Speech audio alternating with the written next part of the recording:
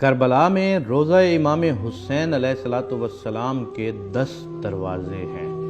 ان سب کے مختلف نام ہیں اور ان سب پر امام علیہ السلام کو الگ طرح سے سلام کیا گیا ہے۔ نمبر 1، مرکزی دروازے کا نام باب قبلہ ہے۔ اس پر السلام علیکہ یا ابا عبداللہ الحسین علیہ السلام لکھا ہوا ہے، یعنی اے عبداللہ کے باپ حسین علیہ السلام، آپ پر سلام۔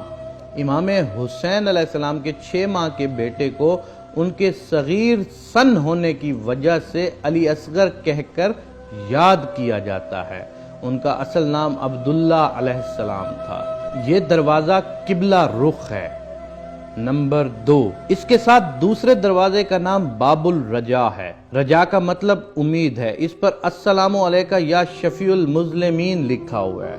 مذنبین گناہگار یا قصور والے کو کہتے ہیں، یعنی قصور واروں کی شفاعت یا بخشش کروانے والے، آپ پر سلام۔ نمبر 3، تیسرے دروازے کا نام باب قاضی الحاجات ہے۔ قاضی الحاجات امام مہدی علیہ السلام کو کہتے ہیں۔ اس نام کا مطلب ہے لوگوں کی حاجات پوری کرنے والا۔ اس دروازے پر السلام علیکہ یا سید شباب اہل جنہ لکھا ہوا ہے، یعنی اے جنت کے جوانوں کے سردار، آپ پر سلام ہو۔ نمبر 4، چوتھے دروازے کا نام باب الشہداء ہے۔ یہ شہدائے کربلا سے منسوب ہے۔ اس پر السلام علیکہ یا ابا شہداء علیہ السلام لکھا ہے، یعنی اے شہیدوں کے باپ، آپ پر سلام ہو۔ نمبر 5، پانچویں دروازے کا نام باب الکرامہ ہے۔ کرامہ کا مطلب عزت و وقار ہے۔ اس پر السلام علیکہ یا بن زمزم الصفا لکھا ہے، یعنی اے زمزم اور کوہ صفا کے بیٹے، آپ پر سلام۔ امام زین العابدین نے دمشق میں یزید لعین کے دربار میں اپنا تعارف ان الفاظ سے کروایا تھا کہ میں زمزم و صفا کا بیٹا ہوں۔ نمبر 6، چھٹے دروازے کا نام باب السلام ہے۔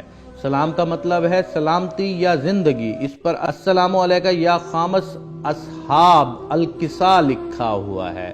خامس کا مطلب 5واں، کسا کا مطلب چادر۔ مختصراً وہ حدیث یہ ہے کہ ایک دن رسول پاک نے ایک چادر میں اپنی بیٹی فاطمہ سلام اللہ علیہ، داماد علی علیہ السلام اور دونوں بیٹوں حسن اور حسین علیہ السلام کو ساتھ بٹھایا۔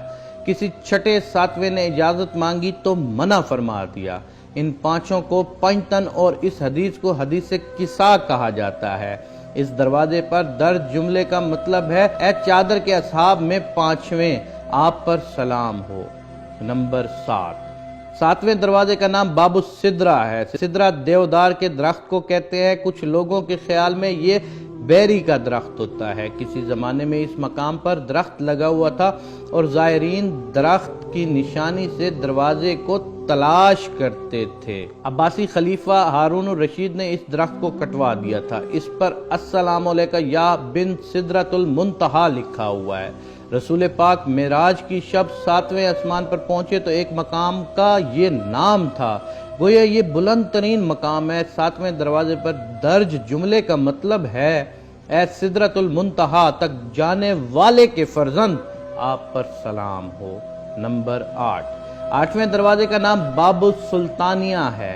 اس سے کسی ترک سلطان، غالباً سلطان مراد چہارم نے تعمیر کروایا تھا، اس لیے اس کا یہ نام ہے۔ اس پر السلام علیکہ یا امین اللہ وابن امینہ علیہ السلام لکھا ہوا ہے۔ بی بی فاطمہ کا ایک نام امینہ ہے۔ اس جملے کا مطلب اے اللہ کے امانت دار اور امینہ کے بیٹے، آپ پر سلام ہو۔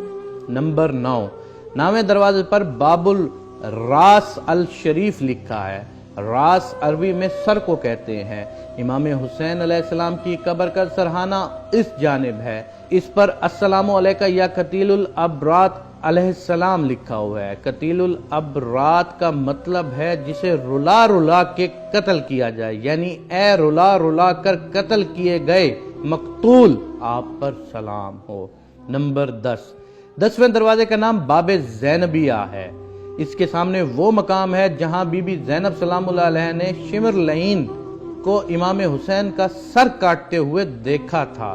اس پر السلام علیکہ یا بن فاطمۃ الزہرا سلام اللہ علیہ لکھا ہے۔